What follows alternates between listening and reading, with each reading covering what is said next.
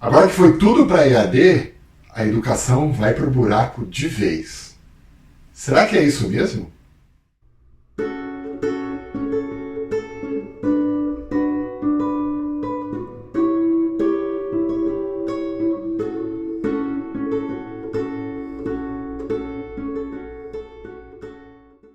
Em primeiro lugar, quero agradecer ao professor e amigo Edson Triboli, que sugeriu, por 2 vezes, por sinal, de a gente abordar esse tema aqui no canal. A história da educação à distância, na verdade, ela é muito antiga. Ela nasceu bem antes, inclusive, da internet. A educação à distância tem a intenção de abranger a transmissão do conhecimento por um grande número de pessoas ao mesmo tempo. Essa ideia já vem da primeira metade do século passado, com filmes educativos, filmes de treinamento, enfim, filmes que eram produzidos para ser exibidos para uma grande quantidade de pessoas e um grande número de vezes o mesmo filme ia sendo apresentado.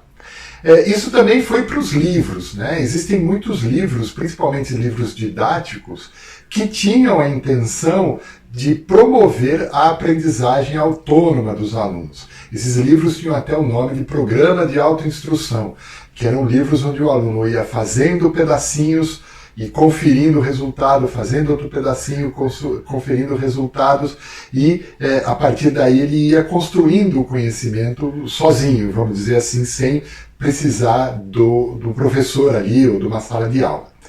As pessoas da minha idade vão se lembrar dos cursos por correspondência, em que toda semana você recebia pelo correio um pedaço do curso, ia fazendo, no final eles te mandavam uma prova, você preenchia a prova, mandava pelo correio de volta e recebia um certificado do curso por correspondência. Também as pessoas vão lembrar dos programas de televisão educativos, Telecurso 2º grau, Telecurso 1º grau, que eram produzidos, e aliás muito bem produzidos, e colocados na televisão num determinado horário, e as pessoas podiam acompanhar aqueles cursos ao longo do tempo, e isso era difundido pela TV aberta, ou seja, atingia um grande número de pessoas.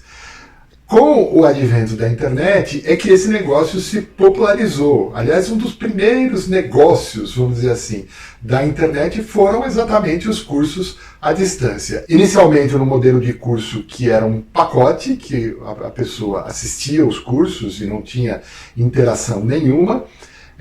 Depois essa interação começou a ser feita pelo computador também, né, via e-mail, via fórum de discussão e tudo mais, mas aí que surgiu inclusive o termo EAD, ou Educação à Distância. Então, esses cursos começaram a se proliferar e as próprias universidades acabaram assumindo esses cursos como uma maneira de difundir não só o nome da universidade, mas também o conhecimento. Então, começaram a aparecer os cursos mais formais de educação à distância, cursos de pós-graduação e depois cursos de graduação, em que o conteúdo era todo colocado na internet. E à medida que a internet foi crescendo, esse tipo de ação foi crescendo também. A internet foi entrando cada vez mais na vida das pessoas e esse tipo de ação foi aumentando, né? A vantagem com relação por exemplo, aos cursos por correspondência é a velocidade. Você não depende mais do correio, de extraviar o material, enfim, você tem uma velocidade maior. Em relação à televisão, é que o aluno assiste na hora que ele pode, na hora que ele quer. E ele não depende de o programa passar naquele determinado horário. Então a internet, pela sua flexibilidade, acabou tendo essa característica, né? A grande questão dos cursos à distância, e quem já fez curso à distância sabe disso, é que ele é muito difícil de ser levado exatamente pela falta de interação. Não só a interação do aluno com o professor, mas também a interação entre os alunos que tiram dúvida um do outro, que conversam e que isso é motivador. Basta lembrar que o ser humano, por natureza, ele aprende através da imitação, ele aprende através do diálogo, ele aprende através da interação, ele aprende através da discussão. Ou seja, esse processo interativo é fundamental dentro do processo de aprendizagem. E a educação à distância tem este nó. Como que eu promovo essa interação? Então, são feitas várias maneiras de se fazer, como eu já falei, dos fóruns de discussão, do professor ter um horário para responder e para atender as pessoas, mas sempre à distância. Tem um outro modelo em que alguns cursos um pouco mais estruturados criam polos locais, então o curso é dado para o Brasil inteiro e ele tem lá alguns polos, e aí a cada uma vez por semana, uma vez por mês, os alunos vão até o polo, e aí existe um pouco dessa interação entre os alunos e um pouco de interação normalmente com um monitor, não é um professor, um monitor. E existem hoje muitas plataformas de ensino à distância. E tem vários modelos para isso. Então, por exemplo, a gente tem a Khan Academy, que oferece somente cursos gratuitos. Então você tem uma estrutura de cursos lá.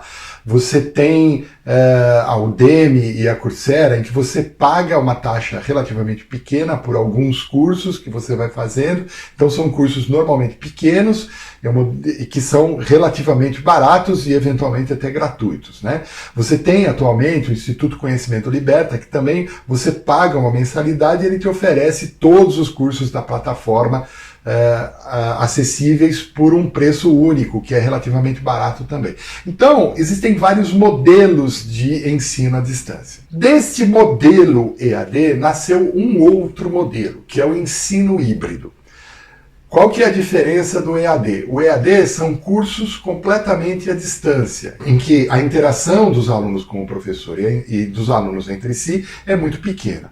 O modelo híbrido, ele foi colocado dentro dos cursos de graduação normais, em que algumas disciplinas eram oferecidas de maneira híbrida. O que é isso? Uma parte das aulas eram feitas online e uma outra parte era feita com o professor e com os colegas numa sala de aula normal, regular, dentro da universidade. Esse é o modelo híbrido. Existem também vários modelos de cursos híbridos, né? Então, por exemplo, metade do tempo o aluno se dedica ao estudo online e metade ao ensino presencial. Ou 25% é presencial e 75% é online. Então, vários modelos foram testados. Alguns modelos apresentaram uma efetividade muito grande, porque quando o material é bem produzido, o material online é bem feito e é bem motivador e interessante, aliado com um momento presencial em que o professor sabe o que fazer, ele não vai simplesmente repetir a explicação, mas ele sabe propor ações, propor problemas, propor desafios aos alunos, que os alunos vão usar aquele conteúdo que ele aprendeu online na aula presencial, e aí, nesse momento que a aprendizagem acontece. Então, em alguns modelos híbridos, ele foi de fato efetivo. Mais efetivo, e existem estudos que mostram isso, mais efetivos inclusive que o ensino 100% presencial, em alguns modelos. Mas eu repito, esses modelos que deram certo foram modelos muito bem elaborados, muito bem pensados e com o professor muito envolvido e sabendo muito bem o papel dele, o que ele tinha que propor ali naquele momento presencial. Com o advento da pandemia, em 2020, a gente teve um terceiro modelo, que é o ensino remoto. O que é o ensino remoto? É o professor conectado online ao mesmo tempo que os alunos. Então o professor está conectado à internet e os alunos também.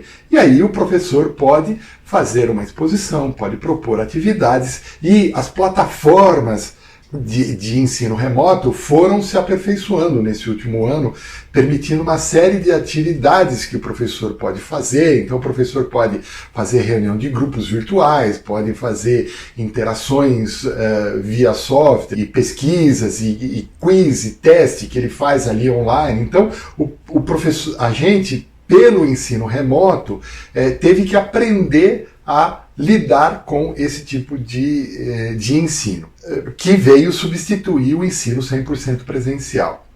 Existe também um quarto modelo, que é um modelo que provavelmente vai aparecer quando a gente terminar a pandemia, que é o modelo de sala híbrida. A sala híbrida é um pouco diferente do modelo híbrido. O que é a sala híbrida? É o professor numa sala de aula real, com alunos reais ali, mas também com alguns alunos virtuais assistindo a aula ao mesmo tempo que a aula está sendo dada, ele está assistindo em outro lugar via computador. Então, a gente chama todos esses modelos de ensino mediado por tecnologia, porque ele usa basicamente a internet e as ferramentas digitais como mecanismo de interação entre os alunos e professores.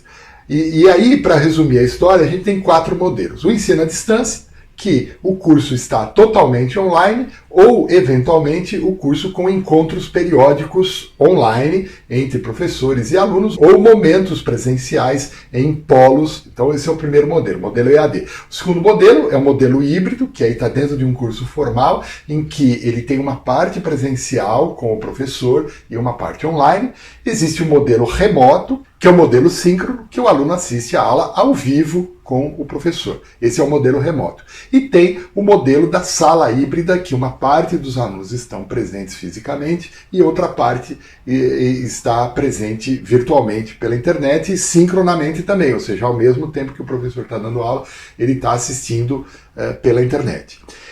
Então, por que eu estou falando isso? Porque dificilmente, após a pandemia, a gente volta a um ensino 100% presencial.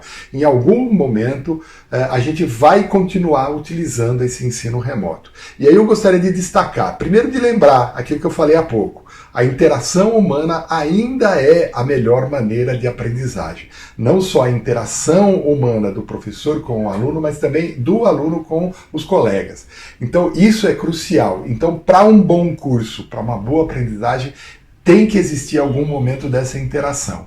E é importante também que o professor saiba entender todo esse processo para saber se posicionar nisso, para saber usar essas ferramentas de maneira adequada e para saber entender o seu valor. Porque o que acontece nesse processo todo? Onde é que está o perigo desse processo todo? Principalmente os grandes grupos educacionais, eles olham para isso como um negócio, eles olham para isso como uma maneira de aumentar o lucro. Então, eles pagam uma quantia pequena, irrisória, para o material que vai ficar online, disponível para 100 mil, 200 mil, 1 milhão de alunos. O professor não ganha pelo uso desse material, ele ganha só pela produção do material. Então é muito lucrativo para as empresas, porque preenche a carga horária dos alunos e transmite isso para milhares e milhares, centenas de milhares de alunos ao mesmo tempo.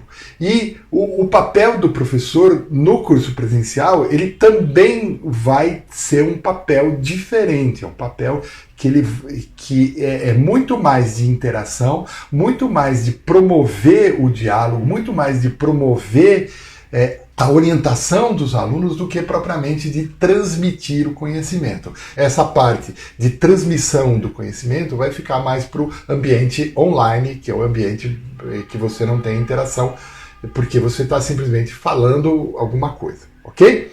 Então, nesses 4 modelos, a gente precisa saber atuar e saber entender o papel do professor nisso, e é essa a grande questão que a gente coloca hoje. Como que a gente vai organizar tudo isso quando a gente for, aos poucos, voltar a uma normalidade. A gente não vai ter os cursos mais 100% presenciais, a não ser em situações muito específicas, mas o professor vai ter que saber usar dos recursos da melhor maneira possível, ok?